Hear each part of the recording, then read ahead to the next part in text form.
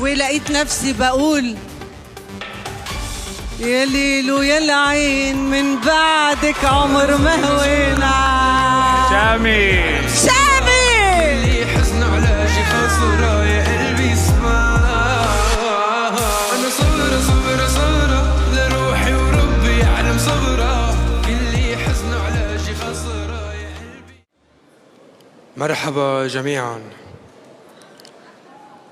حيصعبوا علي بس أنا كاتبهم على التليفون. كنت دايما أحلم بهذا المكان بس اليوم الحلم صار حقيقة. 13 ترشيح لشاب اجتهد وتعب ومحبة الناس اللي حطتني هون مع فضل الله.